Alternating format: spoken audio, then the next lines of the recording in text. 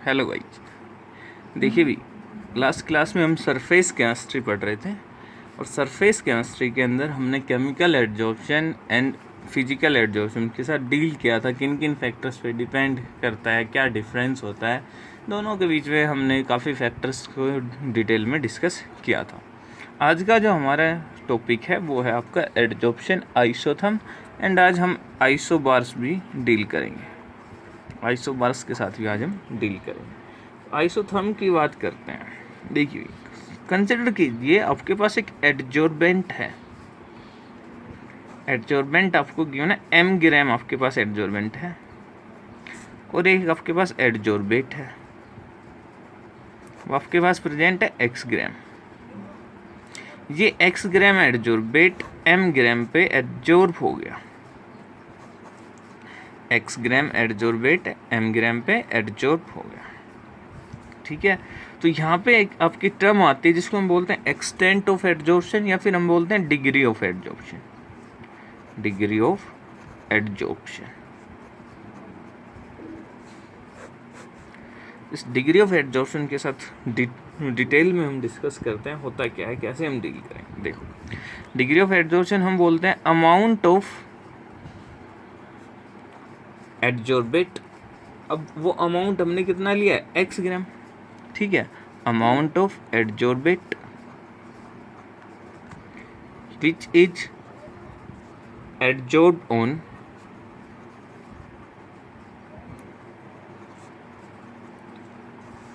Surface of a unit मास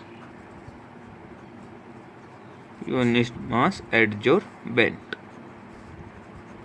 एक unit mass adsorbent पे कितना अमाउंट ऑफ एडजॉर्बेट आपका एडजॉर्ब हुआ है उसको हम बोलेंगे क्या, डिग्री ऑफ एडजॉर्प्शन। इसको हम किससे डिनोट करते हैं, it is denoted by x by m। किससे डिनोट करेंगे, x बाई m। अब बात करते हैं आइसोथर्म की। क्या करते हैं हम, जनरली एक प्लॉट करते हैं, ग्राफ ड्रॉ करते हैं, graph between x by m and pressure. Graph between x by m and pressure. Graph between x by m and pressure at constant temperature.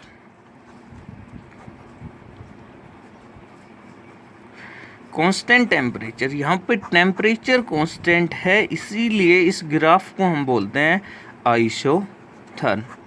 Isotherm word क्यों यूज हुआ है, isotherm basically आपके graph हैं किसके बीच में, x by m, degree of adsorption versus pressure at constant temperature. वो क्या है आपका एडजॉर्प्शन, ठीक है।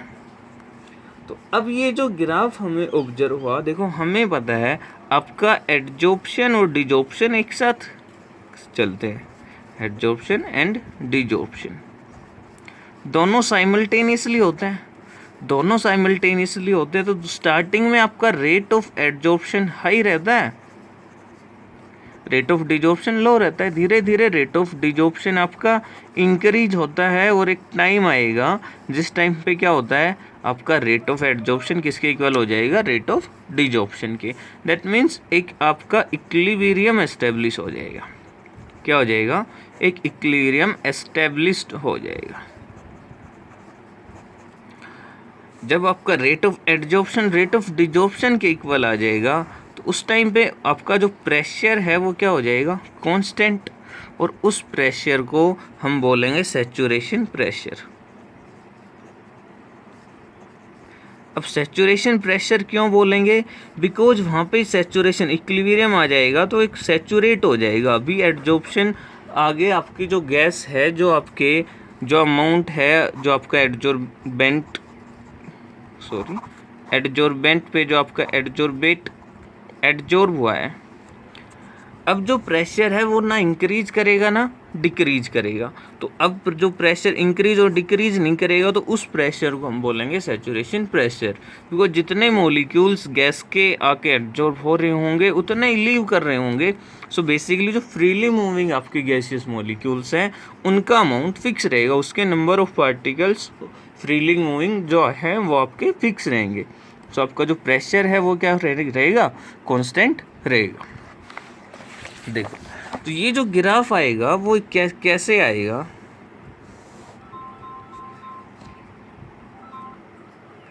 तो देखिए भाई आपका जो ग्राफ आएगा वो क्या आएगा, इधर आपका डिग्री ऑफ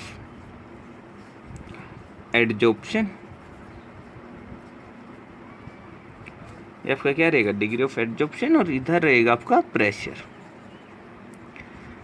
यहाँ पे टेम्परेचर क्या रहेगा आपका, कांस्टेंट। तो इनिशियली क्या होगा, आपका डिग्री ऑफ एडजॉर्प्शन इंक्रीज करेगा बिकॉज रेट ऑफ एडजॉर्प्शन क्या करेगा, हाई। धीरे धीरे क्या करेगा, रेट ऑफ डिजॉर्प्शन भी इंक्रीज करता जाएगा। तो स्टार्टिंग इनिशियली स्ट्रेट लाइन आएगी, फिर ये आपका कर्व आएगा, और एक टाइम आएगा जब क्या हो जाएगा, ये सैचुरेट हो जाएगा। तो ये जो आपका पॉइंट आ गया, इस पॉइंट पे जो प्रेशर आपका होगा उस प्रेशर को बोलेंगे हम क्या, saturation pressure, PS, saturated pressure या सैचुरेशन प्रेशर इसको बोलेंगे। ये जो आपका पॉइंट होगा यहाँ पे ये क्या रहेगा, सैचुरेशन पॉइंट, जहाँ पे rate of adsorption becomes equal to rate of desorption, ये आपको देखने को मिलेगा। अब इस चीज़ को एक्सप्लेन करने के लिए आपके पास दो साइंटिस्टों ने काम किया था, एक का नाम था फ्रेंडली, दूसरा था आपका लैंगम्यूर। लैंगम्यूर आपके सिलेबस में है नहीं, आपको जो पढ़ना है वो पढ़ना है फ्रेंडली आइसोथर्म्स।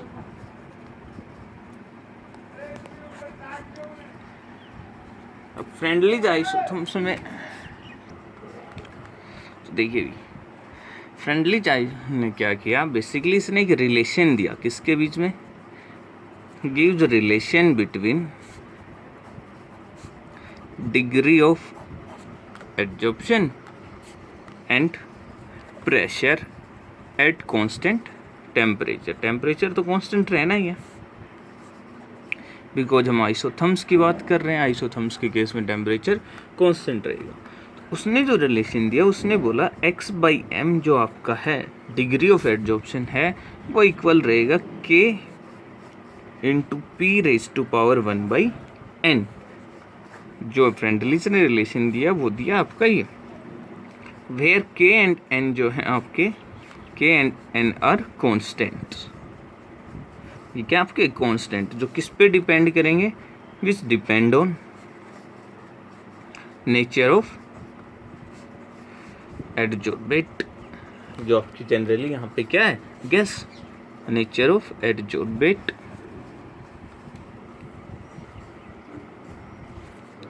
जो आपकी गैस है, एंड एडजॉर्बेंट।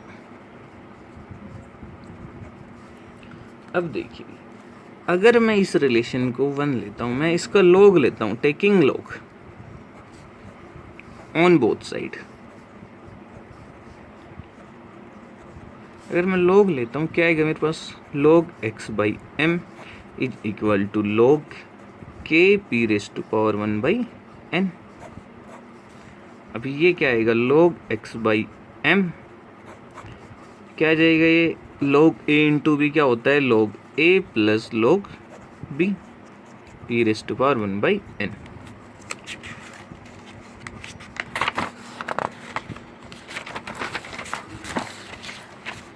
तो यहाँ से आपके पास क्या रिलेशन आ गया, log x/m is equal to log k plus 1/n log p।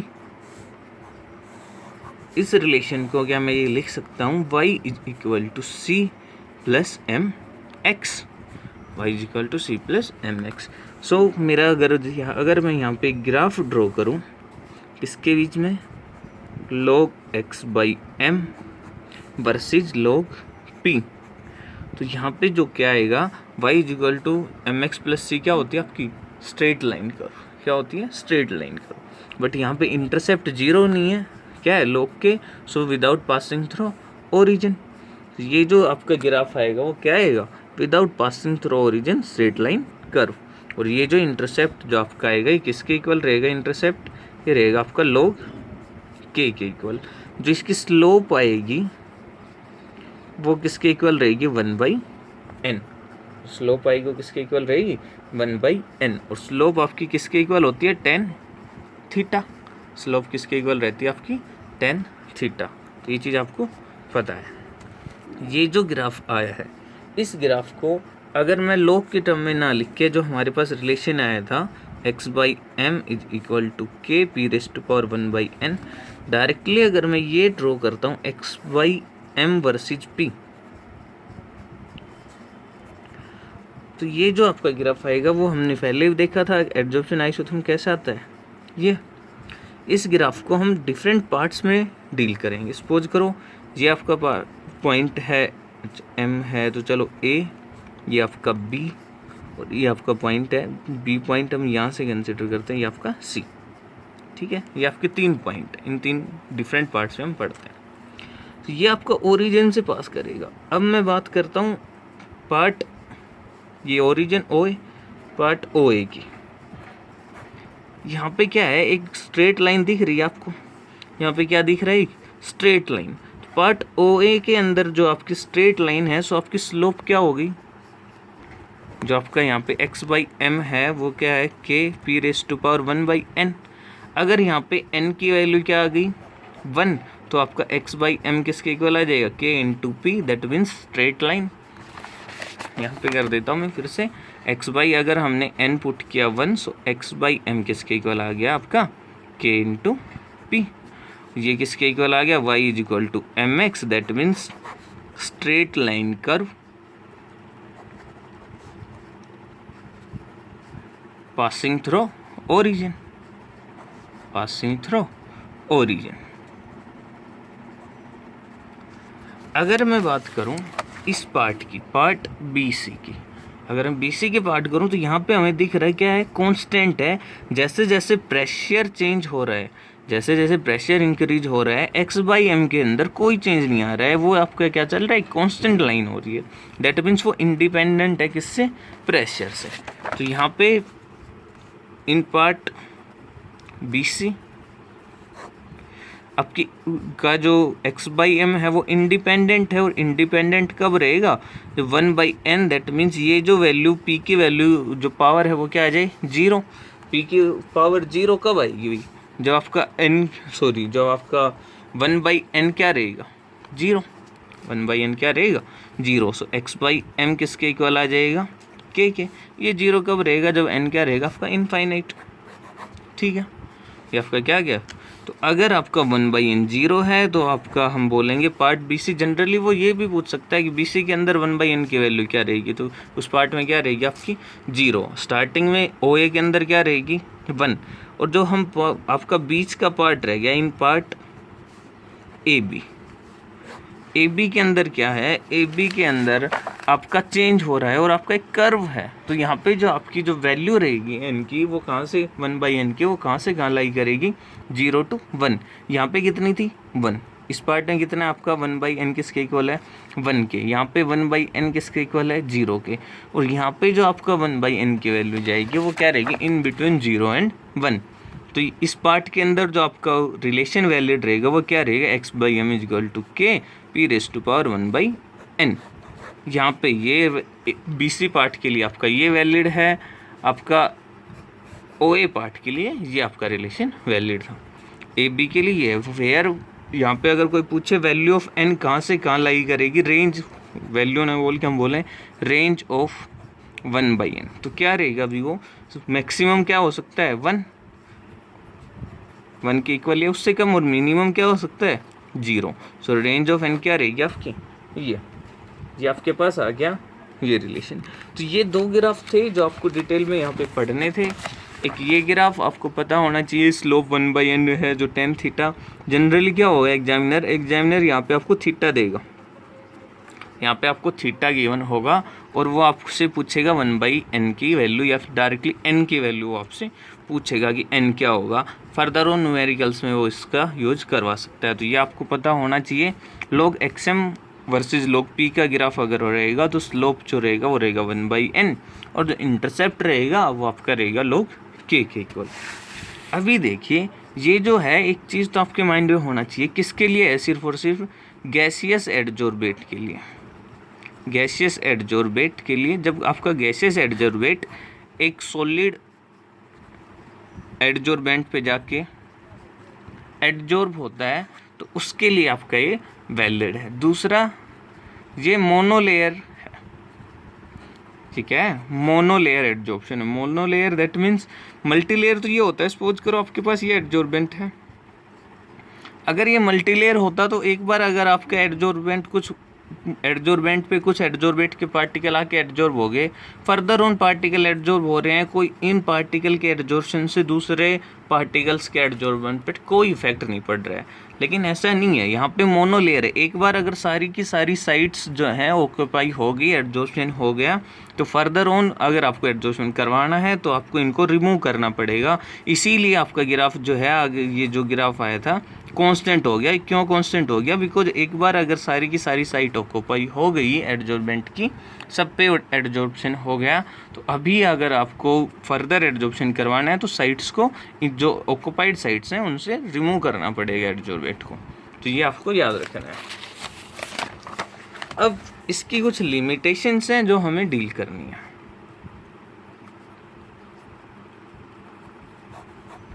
क्या लिमिटेशंस है इसकी? तो सबसे पहले लिमिटेशन है, ये किसी थ्योरी पे बेस्ड नहीं है। It is not based on any theory.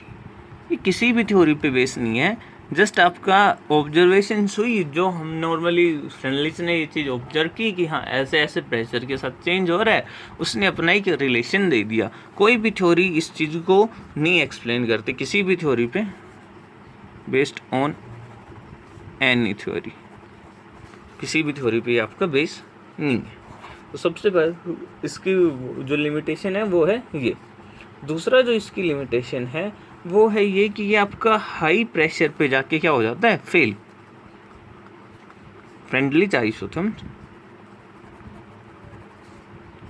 Fails on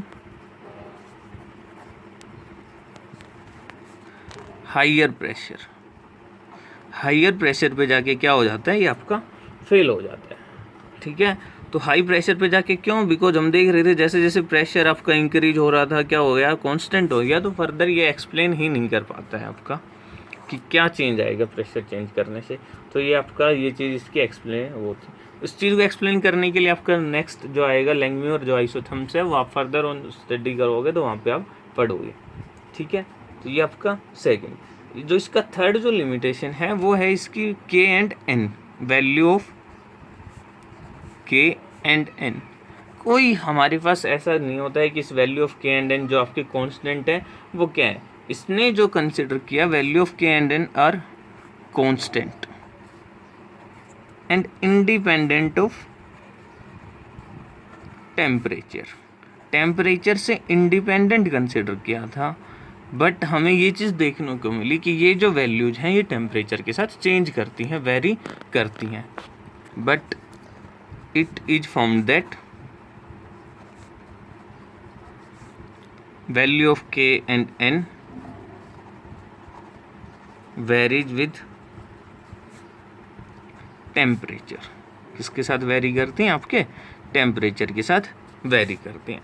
तो ये आपका आइसोथर्म है, मोस्ट इम्पोर्टेंट है सरफेस केमिस्ट्री से। अगर कोई ये बोले कि हाँ भी कौन सा टॉपिक आपका मोस्ट इम्पोर्टेंट है, तो सबसे पहला जो माइंड में आता है वो यही आता है, आइसोथर्म। फ्रेंडली आइसोथर्म आपका मोस्ट इम्पोर्टेंट है, जो आपको अच्छे से करना है। कुछ नहीं है, लिमिटेशन है, कुछ बेसिक से उसके दो ग्राफ हैं जिनको आपको एक्सप्लेन करना है। एन की वैल्यू कहाँ 1 है, कहाँ जो 0 है, कहाँ 0 से 1 के बीच में लाई करती है, और log x/m versus log p की जो आपका ग्राफ है जो हमने स्टडी किया है वो आपको पता होना चाहिए।